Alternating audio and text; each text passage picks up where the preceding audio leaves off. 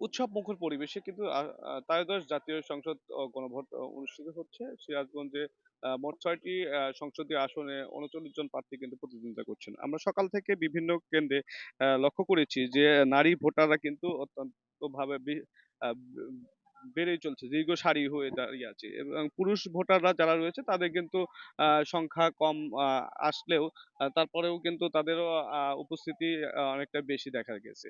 আমি এখন এই মুহূর্তে দাঁড়িয়ে আছি সিরাজগঞ্জ ৪ আসনে প্রতাপ মহিউদ্দিন মেমোরিয়াল উচ্চ বিদ্যালয়। এখানে আমরা দেখতে পাচ্ছি যে আপনারাও দেখতে পাচ্ছেন যে ক্যামেরার চোখে যে নারী ভোটারদের উপস্থিতি কিন্তু অনেকটাই বেশি।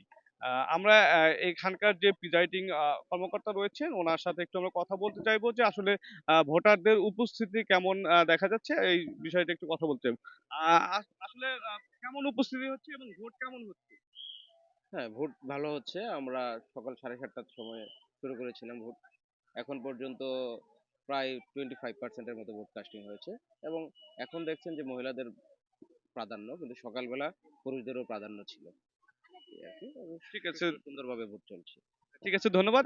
আসলে আপনারা যেমনটি শুনছিলেন যে এখানকার প্রিজাইডিং কর্মকর্তা কিন্তু জানাচ্ছিলেন যে পুরুষদের কিন্তু সংখ্যাটা অনেক বেশি ছিল এবং নারী ভোটারদের উপস্থিতি কিন্তু একটু বেশি লক্ষ্য করা গিয়েছে।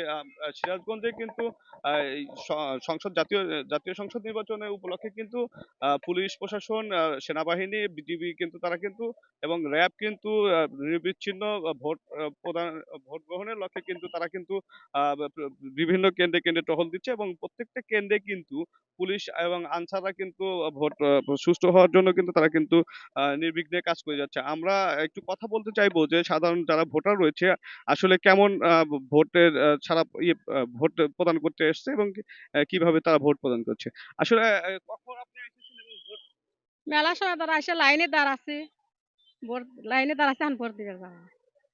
জি, দর্শক যেমনটি শুনছিলেন আসলে আপনি কখন এসেছেন ভোট কেন্দ্রে এবং ভোট কেমন দিচ্ছেন? অনেক সময় হইলো আসছি। ভোট দিতে আসছি ইনশাল্লাহ।